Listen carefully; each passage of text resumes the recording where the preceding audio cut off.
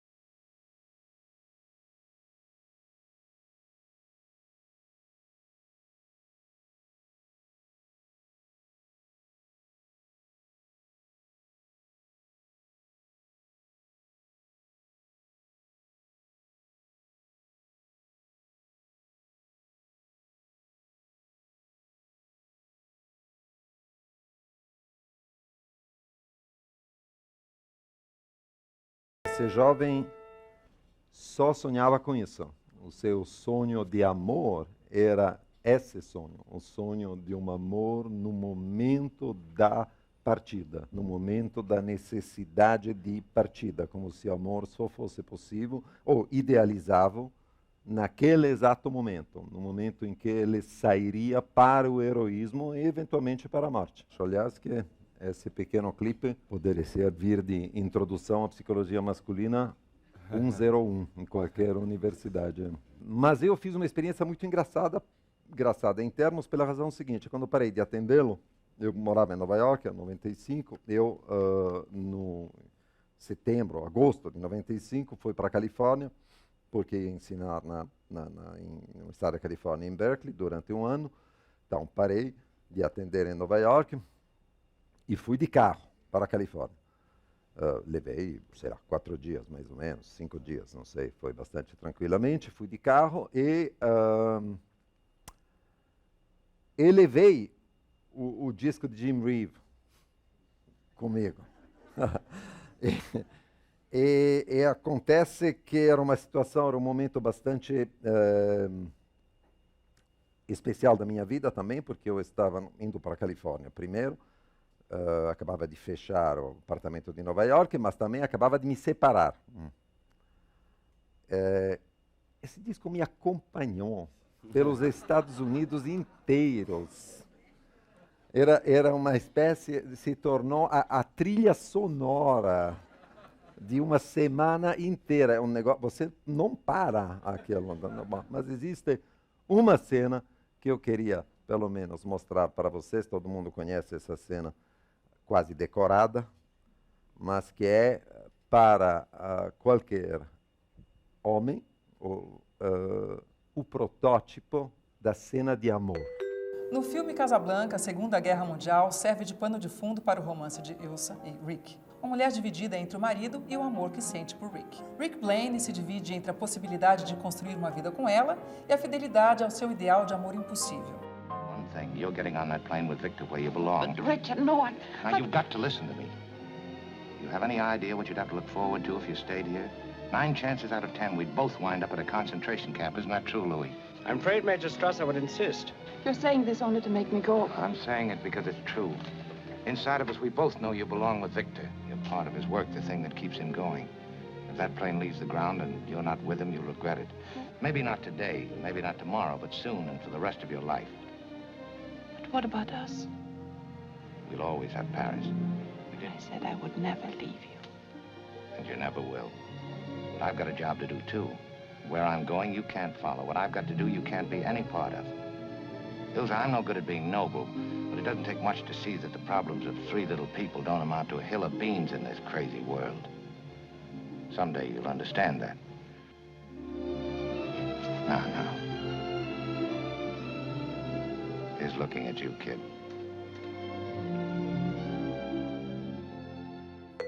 Tem tudo aí, tem a força da idealização. We'll always have Paris. Sempre teremos Paris. Então a lembrança, essa coisa que é a lembrança da semana ou algo disso que eles passaram juntos. Tem o fato que ele deve ir fazer alguma coisa que se presume seja participar na resistência, alguma coisa desse tipo. Alguma coisa de homem que ele tem que fazer, e que é uma dimensão muito importante do heróico, que é a dimensão do heróico que atravessa e se torna um verdadeiro empecilho da vida amorosa. É uma dimensão que faz que o amor fracassa sempre, mas essa é a sua glória. A gente pode pensar que essa necessidade masculina, eventualmente, de manter o fracasso amoroso seja imposta como uma espécie de garantia de fidelidade edípica. Afinal, não, eu só me apaixono por essas mulheres na hora que eu saio para a guerra, ou então as deixo subir no avião com outro porque eu tenho uma coisa mais heróica para fazer. É uma maneira de garantir a minha fidelidade aos sonhos da minha mãe. Não vou me deixar distrair para qualquer mulher que encontro por aí. Mas essa é uma explicação possível. Uma outra explicação possível é claro que, enfim, cada um desses heroísmos, e não é por acaso que eu escolhi a música de Jim Reeve depois dessa cena final de Casablanca, que é a Segunda Guerra Mundial, tem como horizonte a morte. o horizonte da morte é sempre presente, porque é o horizonte no qual é possível mostrar uma vez por todas a nossa, isso é de novo homem, para a mulher isso não existe, a nossa mestria. Só podemos mostrar a mestria, em última instância, desafiando a morte. Estava pensando no que fez, no que transformou a família Kennedy numa, como se diz nos Estados Unidos, numa família real, ou na família real americana, embora, claro, ninguém tenha sido rei, foram enobrecidos pelo parlamento irlandês em 1961, mas foi, sem dúvida, a morte de John, primeiro, a morte de Robert, mas também a morte menor, aquela do filho de John Kennedy, John, a famosa morte no avião, essa coisa que por uma... a morte do filho de Robert que se espatifou esquiando. A história dos irmãos John, Robert e Ted Kennedy foi uma sucessão de tragédias. John Fitzgerald Kennedy, o então presidente dos Estados Unidos, foi assassinado em 1963, aos 46 anos. No ano seguinte, seu irmão Ted Kennedy é gravemente ferido num acidente de avião. Em 1968, Robert Kennedy também é assassinado. Em 1984, um dos filhos de Robert, David, morre de overdose. 13 anos mais tarde, outro de seus filhos, Michael, morre num acidente de esqui. Em 1999, o filho de John Kennedy, John, morre com sua esposa num acidente de avião. Em 2009, morre de câncer o terceiro dos irmãos, Ted Kennedy. E tem uma espécie de desprezo da morte, de desafio à morte, como sendo, ou seja, a ideia que, no fundo, a vida, sobreviver, não é a coisa mais importante, que é a marca do mestre. A marca do mestre em toda a história ocidental é essa. É o cara para quem viver, sobreviver, não é a coisa mais importante. Em geral, quem considera que manter, preservar a sua própria vida não é a coisa mais importante é quem ganha, né? Em qualquer tipo de luta. Essa dimensão do heróico masculino é sempre ligada a um certo desafio à morte ou mesmo uma certa erotização da morte como sendo o que vai provar de vez que eu sou o herói que, vamos dizer assim provisoriamente, a minha mãe sonhava que eu fosse o que eu imagino que ela sonhava que eu fosse.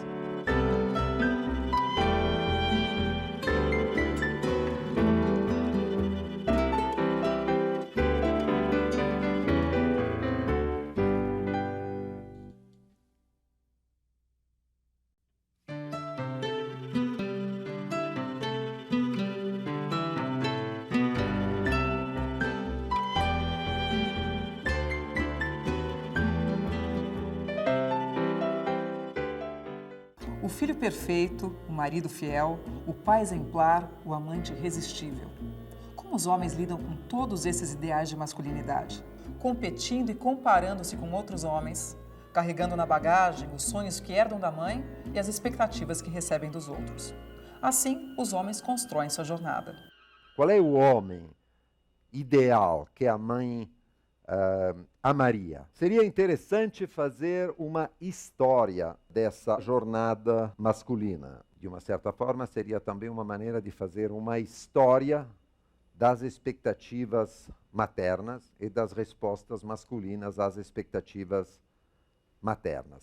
O filho homem herda uma parte dos sonhos amorosos frustrados das mães.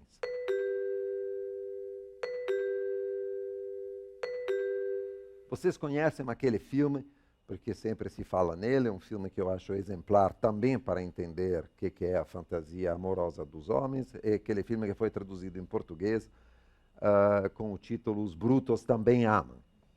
Um filme com Alan Ladd, nos seus melhores dias e, claro, é fantástico, né? Ele chega lá e é claro que eles se amam e é claro que ele vai embora ferido, talvez à morte em cima do seu cavalo, né? Cavalheiro solitário para onde vai. Bom, isso é o protótipo de uma fantasia de amor masculina. Só que todo mundo que viu o filme sabe que, tudo bem, ele, Alan Ladd, vai embora em cima do seu cavalo, ferido, respeitando, no fundo é uma cópia do Humphrey Bogart, é a mesma coisa, respeitando o amor possível da mulher com o fazendeiro, assim como Humphrey Bogart, não, você sobe no avião, você pertence a Victor e companhia. Mas, voltando aos Brutos também ama, o fato é que também nós sabemos que, na verdade, a mulher está apaixonada por Shane, que é o nome do cavalheiro que vai embora em cima do seu cavalo. Na verdade, ela vai ficar com o marido fazendeiro, que é o homem da vida concreta e da vida prática, mas ela está apaixonada por aquele cara ferido de morte que vai embora na direção do sol ponente. You run on home to your mother and tell her everything's all right. It's bloody. You're hurt. I'm all right, Julie. Ou seja, Os Brutos Também Ama é um título possível. Outro título possível daquele filme seria As Mulheres Também Sonham. Essa dimensão de sonho também concerne o sonho amoroso das mulheres e ela se transmite de geração em geração, né? Uma das coisas mais interessantes no trabalho da psicanálise é fazer a genealogia desses sonhos, né? Porque claro que uma mulher sonha com o filho homem, mas ela está sonhando algo que tem a ver com o sonho da sua própria mãe, que ela, enquanto mulher, frustrou e por aí vai. Eu pensei na história de Sansão e Dalila, no sentido de que talvez o único amor possível para o homem é quando a Dalila corta o cabelo dele e faz com que ele deixe de ser herói e se torne um homem comum. Então, eu queria que você falasse um pouquinho sobre essas ideias que me ocorreram. A primeira coisa que me vem, tem várias Dalilas por aí. Não, digo, tem várias Dalilas no sentido de pensar que, no fundo, a composição de um casal, o seu sucesso amoroso, passaria necessariamente por uma redução do devaneio masculino e da vocação masculina para o heroísmo, abstrato ou concreto que seja. Eu acho que é um caminho péssimo. Péssimo. Materialmente, numa relação, é um caminho péssimo, porque, escute, vocês devem estar sabendo que uma das razões pelas quais a gente casa, a razão principal não é o amor. A razão principal é para poder acusar o outro de todas as coisas que a gente não consegue fazer. Essa é a verdadeira razão do casamento. Eu caso com você para poder dizer: você me impediu de ser bailarinho da Opéra de Paris porque tive que ficar com você em Campinas porque você era daqui. Tá? Bom. A verdade, eu não fui bailarinho porque eu não sei dançar, porque estou com preguiça, porque eu odeio Paris, mas tanto faz, isso eu não quero saber. Então, o casamento me serve para isso. Isso é a grande função do casamento. Se em cima disso, que já é um problema, a função projetiva do casamento, você acrescenta o fato que você me corta o cabelo para que eu não possa nem sonhar em ser bailarino, vai ser péssimo. A gente vai se esgoelar. Começou uma discussão sobre a fidelidade, se o homem traía mais do que a mulher. Uhum. Foi interessante que muita gente falou assim, que ou o homem é mais infiel ou são iguais, mas ninguém falou que a mulher é mais infiel. Eles queriam que você comentasse um pouco se existe realmente essa diferença, se o homem é realmente mais infiel, se são iguais ou a mulher é mais infiel. Tem uma resposta simples. Primeiro, uma resposta verdadeiramente lógica, porque se os homens fossem mesmo mais infiéis, seriam infiéis com quem? Que tem um problema. Bom, Fora esse problema lógico, eu devo dizer que, escuta aqui que eu tenho, sei lá, 35 anos de clínica, eu acho que a infidelidade é tão masculina quanto feminina. Essa divisão do homem entre o concreto e o devaneio também está provavelmente na origem do mito da infidelidade masculina, da qual certamente vocês já ouviram falar. Eu digo que é um mito porque, na verdade, na minha experiência, os homens são uns doces. Os homens todos são, mas no fundo o que eu queria era amá-la, só ela. Eles são sonhadores românticos. Claro que imediatamente eles são divididos em relação a isso. Porque qualquer coisa que aponte para uma lures, uma quebra na realidade cotidiana e prática, exerce imediatamente uma sedução. Eu não gosto desse termo, para dizer a verdade, do termo de infidelidade, porque nunca sei o que deve ser verdadeiramente chamado de infidelidade. Eu não gosto desse termo, não tenho uma grande simpatia pelos ciúmes, que eu acho dos afetos humanos um dos menos simpáticos e também dos menos interessantes. Eu já disse isso em várias entrevistas e várias vezes e fui xingado por causa disso, mas tudo bem. Mas eu, francamente, não me preocupo mais em relação, por exemplo, à minha parceira, me preocupa muito mais que ela não seja infiel a ela mesma, que ela não se traia. Isso é a coisa que me parece mais importante e espero que ela pense a mesma coisa de mim. Ou seja, que se preocupe com o fato de eu não me trair, assim como eu me preocupo com ela não se trair, porque trair o próprio desejo da gente é uma das fórmulas mais certas para ser não só infeliz e também para produzir uma relação infeliz.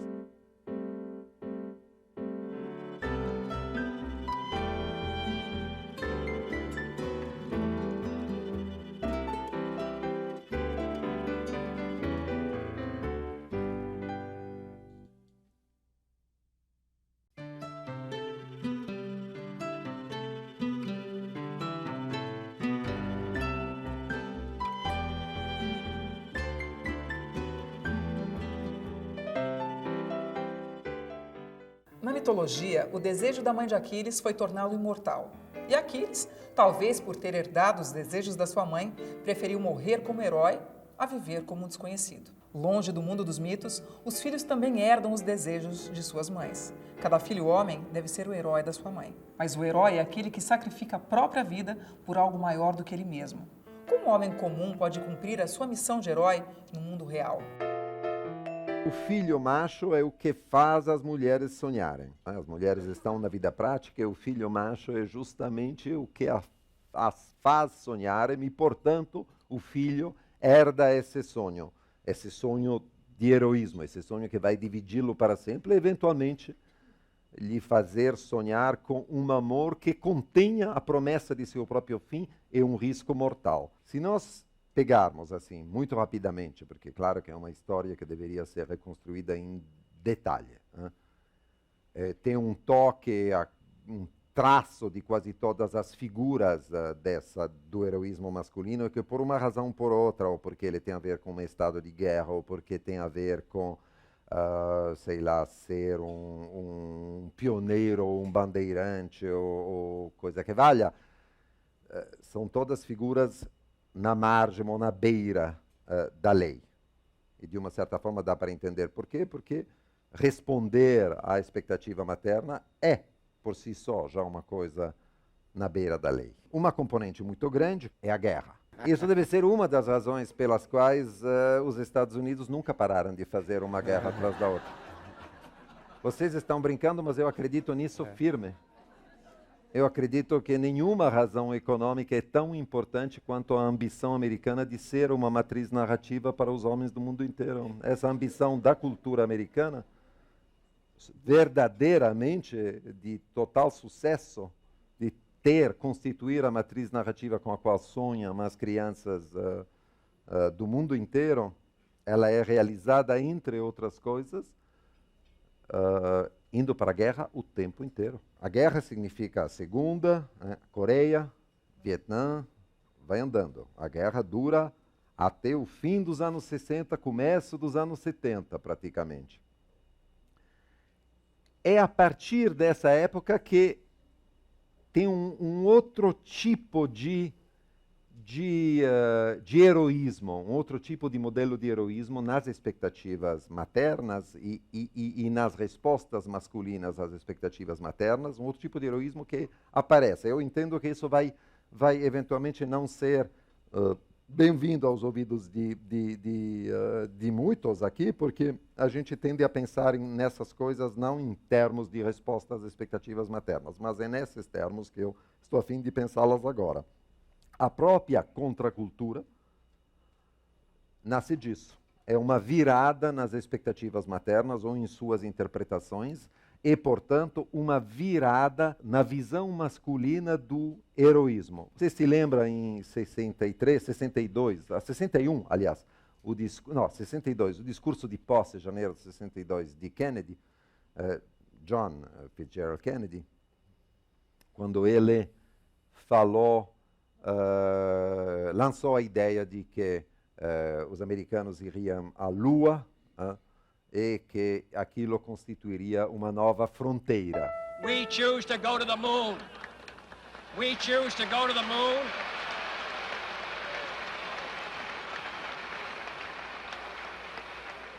We choose to go to the moon in this decade and do the other things, not because they are easy, but because they are hard. A fronteira, aquele negócio de vamos para o oeste, desbravar terras e eventualmente matar uns ou outros índios no caminho, essa aventura, ou procurar ouro na Califórnia, essa aventura tinha acabado há um certo tempo. A da guerra também tinha acabado, embora ele estivesse começando outra, a do Vietnã, mas enfim, a ideia é a nova fronteira é o espaço, iremos para a Lua. Isso não deu muito certo. Não é que não deu certo porque foram para a Lua, mas afinal um número bastante restrito. E não se transformou na nova fronteira. A nova fronteira masculina veio verdadeiramente do outro lado. Foi uma fronteira interior. Sexo e drogas. A contracultura foi para uma geração inteira, que é a geração na qual eu cresci, verdadeiramente uma fronteira de risco, de colocar a vida da gente em risco, de experimentação, de risco não só pelo que naquela época ainda não existia, ou pelo menos existia de maneira muito mais moderada, mas eu perdi vários amigos de overdose.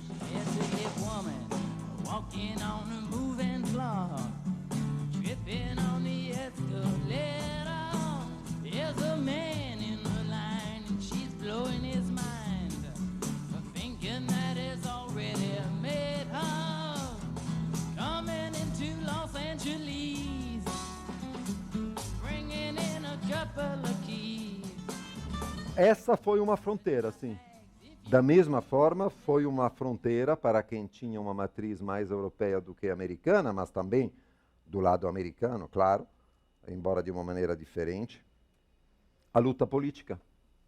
O inexplicável mistério que foi a luta armada, não no Brasil, onde isso podia fazer sentido diante do que era a ditadura, mas na Europa dos anos 70 e ainda na Itália dos anos 80, a loucura que aquilo foi, a quantidade de mortes que exigiram, de prisões e companhia.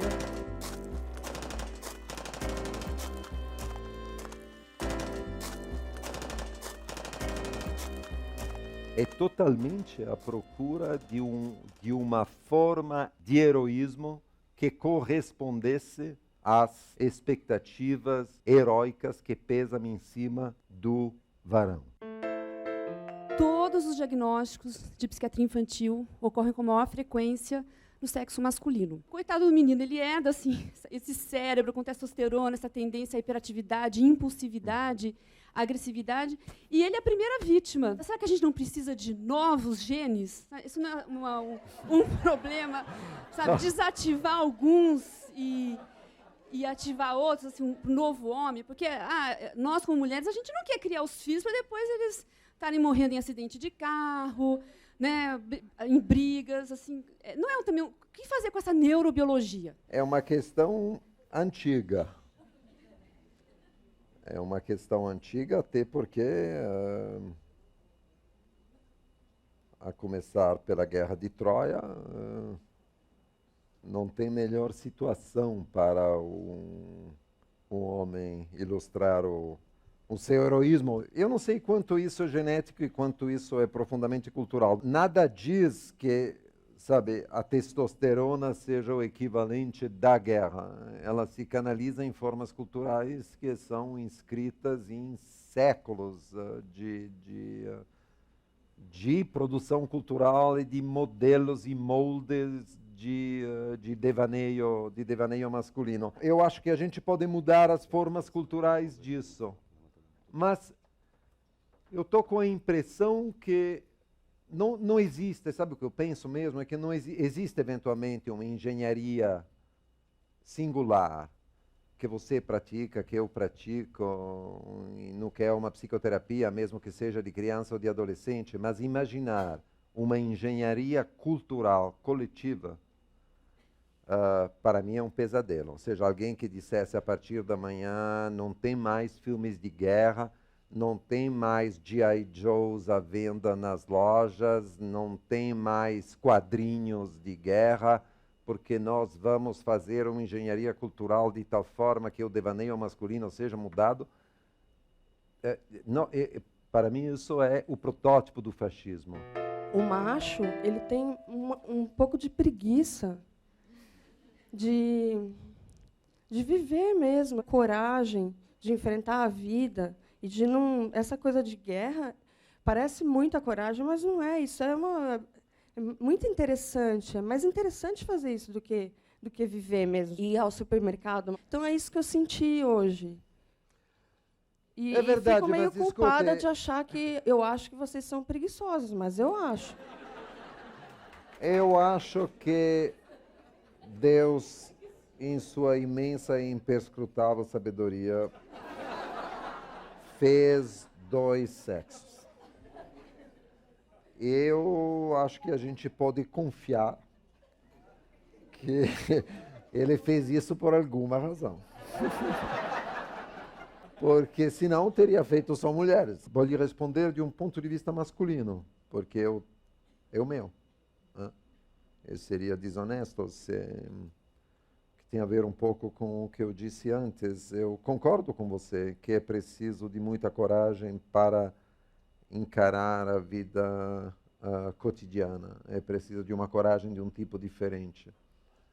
Eu acho que da coragem, eventualmente, do devaneio. O problema é que a coragem do devaneio é também a coragem de, por exemplo, de considerar que a coisa mais concreta que a gente tem, ou seja, a vida, não é necessariamente um valor supremo. E tem muitos momentos nos quais é muito bom que seja assim. De novo, eu só posso pensar nos termos que são os termos que eu verdadeiramente aprendi, mas não aprendi na escola, aprendi na vida, aprendi com os meus pais. E o meu pai era profundamente inepto do ponto de vista da vida concreta. Era um homem, desse ponto de vista, era um macho perfeito. Ele não sabia nem fazer um cheque, a vida inteira. Tudo que ele ganhava passava para minha mãe. Ele pegava de manhã, sei lá, 5.000 lire, eventualmente, caso estivesse a fim de um cappuccino durante as visitas que ele fazia fora do consultório. Ele não tinha nenhuma gestão da casa.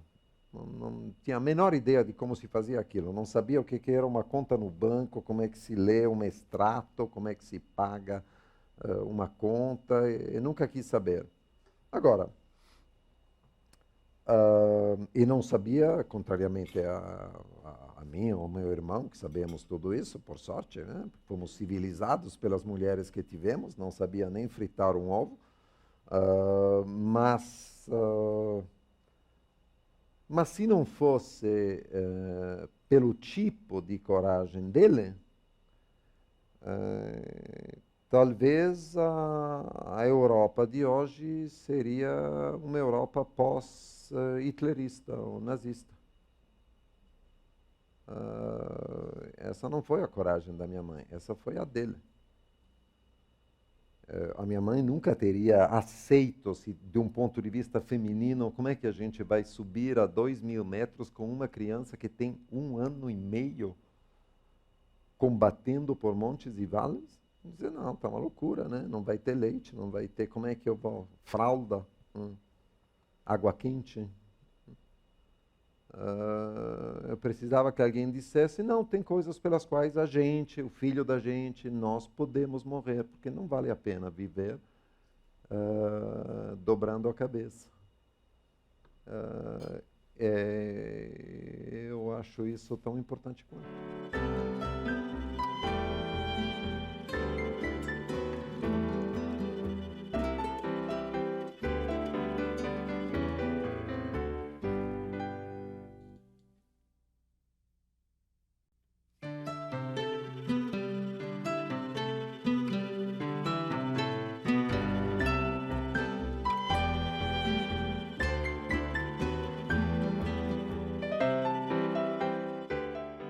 Os homens são sonhadores, idealizam amores impossíveis e, na imaginação, protagonizam filmes de herói. Mas como será que os homens conectam essa vida sonhada com as possibilidades do mundo real? Como eles adaptam para a vida prática este mundo de devaneios masculinos, povoado por aventuras amorosas e heróicas? É sobre o sonho e a realidade dos homens de hoje que o psicanalista Contardo Caligares fala agora no Café Filosófico. E nós gostaríamos de pensar que, a partir do começo desse milênio, teríamos razão para sermos otimistas. Ou seja, que os homens, ao longo desses 50 e, na verdade, 2.000 anos de história, tivessem aprendido a devanear um pouco menos, ou tivessem aprendido a lidar com a vida, aprendido inclusive de suas mulheres, a lidar com a vida concreta. Porque assim como se fala sempre da dupla jornada da mulher, que frequentemente, aliás, não é dupla, é tripla, porque é se ocupar da casa, se ocupar dos filhos, o trabalho, não, é quadrupla, porque é ser amante do marido à noite ainda. Mas também tem uma dupla jornada masculina, que é a relação difícil com o concreto, porque para o homem é uma relação especialmente difícil, e, por outro lado, o mundo do devaneio, que ele carrega consigo desde a infância e carrega consigo sempre, como sensação da necessidade de ser um dia outra coisa, uma coisa grande, uma coisa que, de uma maneira ou de outra, correspondesse ou corresponderia às expectativas maternas. Os anos 90 pareciam ter resolvido um pouquinho a dificuldade da tarefa heróica do homem. Gordon Gekko, se vocês se lembram, que é um protagonista de Wall Street, de Oliver Stone. Gordon Gekko é aquele, Michael Douglas, né? Aquele, como é que se chama, corretor de Wall Street, claramente na margem da lei, mas que consegue, de alguma forma, conciliar o fato de ser um fantástico provedor, embora fundamentalmente esteja provendo só para ele mesmo, mas, enfim, ele acumula uma imensa riqueza, mas completamente na corda bamba. Então, tem uma dimensão de aventura e, ao mesmo tempo, de fazer, no fundo, o sucesso. It's all about bucks, kid. The rest is conversation. I create nothing. I own. We make the rules, pal. The news, war, peace, famine, upheaval, the price of a paperclip. We pick that rabbit out of the hat while everybody sits out there wondering how the hell we did it. Now, you're not naive enough to think we're living in a democracy, are you, buddy? It's the free market. And you're part of it. Gordon Gekko, nos anos 90, foi mesmo uma revolução nos ideais masculinos. Vai ver que vai ser possível conciliar tudo isso. Quer dizer, um pouquinho de droga, se enriquecer e ter uma vida perigosa. Então, ser herói e, ao mesmo tempo, integrado. O fato é que, no começo dos anos 2000, digamos, em 2000, e recentissimamente esse ideal, o ideal Gordon Gekko, desmoronou. Será que isso significa que os ideais amorosos das mulheres, que os ideais maternos mudaram? E tem uma série de sinais que nós poderíamos interpretar nesse sentido. Por exemplo, em geral, a vida política hoje, deixando o Senado à parte,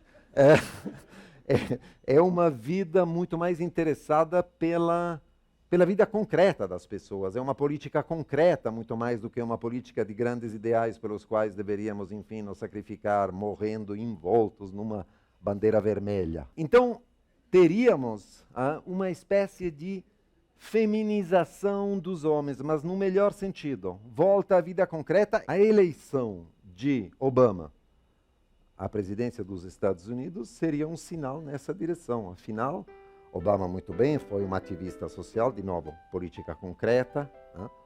É um cara completamente família, né? Passa aí de noite, domingo, jogos de mesa com as crianças, dá uma enorme importância à relação, é capaz de deixar a Casa Branca no dia do aniversário de casamento e levar a Michelle para um restaurante, embora seja meio chato, porque tem que levar 85 agentes para... Isso é infernal, né? Tudo bem. Mas, enfim, tem compensações. Mas ele dá absolutamente esse aspecto, essa aparência, nos dá essa impressão de uma dimensão de heroísmo que a gente não via há tempo. Afinal, é, como se diz, o homem mais poderoso do mundo. A expressão desse poder é completamente ligada a vida concreta, é uma expressão feminizada. Será que estamos, então, estamos assistindo a uma, quem sabe lenta, mas certa transformação das maneiras masculinas de gerir o mundo? Eu tenho uma dúvida. Eu vou lhe dizer por quê. O que Obama está tentando promover nesse momento? Vocês sabem disso. Ele está tentando promover o que lhe parece como a peça mais importante de legislação que ele pode deixar aos americanos, que é a existência do equivalente do nosso INSS, cobertura médica geral para todos os cidadãos americanos. Não tem nada que se pareça mais com um ato de política concreta, uma preocupação real com as pessoas que estão doentes e não têm dinheiro para pagar. As objeções que ele está recebendo, que são brutais e violentas, estão sendo interpretadas e lidas, claro, algumas elas são formuladas como absolutamente ridículas, do tipo, vamos subvencionar os abortos de todo mundo, ou então, esse tipo de intervenção, mas isso parece configurar nos Estados Unidos um conflito político entre conservadores e liberais democratas. Não é nada disso. Não é nada disso. Essas reações são absolutamente pretestuosas. A resistência na cultura americana à ideia de um sistema de saúde unificado, ela é cultural e narrativa. Os Estados Unidos passaram por uma série de pequenas conquistas do ponto de vista de um sistema de proteção, de garantias básicas. Medicaid, Medicare, assistência médica aos idosos, às crianças pequenas, que todas foram esforços muito grandes. Mas a ideia de um seguro de saúde para todo mundo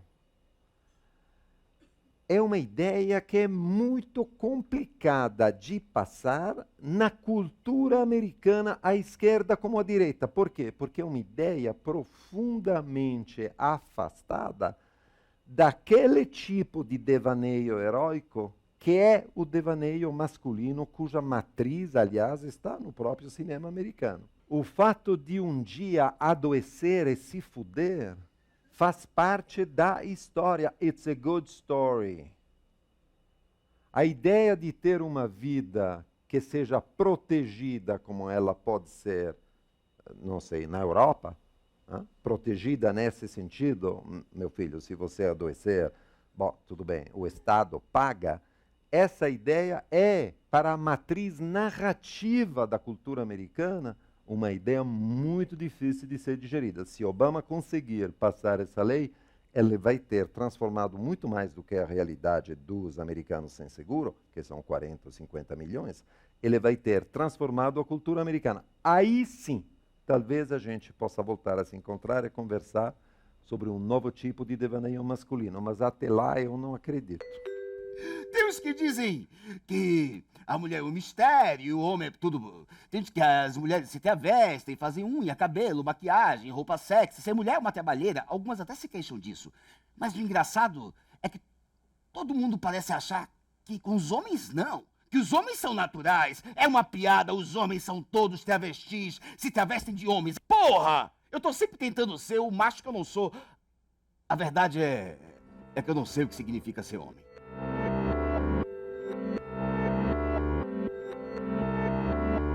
O Café Filosófico de hoje termina por aqui. Para assistir às palestras na íntegra e acompanhar a nossa programação, acesse o site da CPFL Cultura e siga o nosso Twitter. Até o próximo Café Filosófico.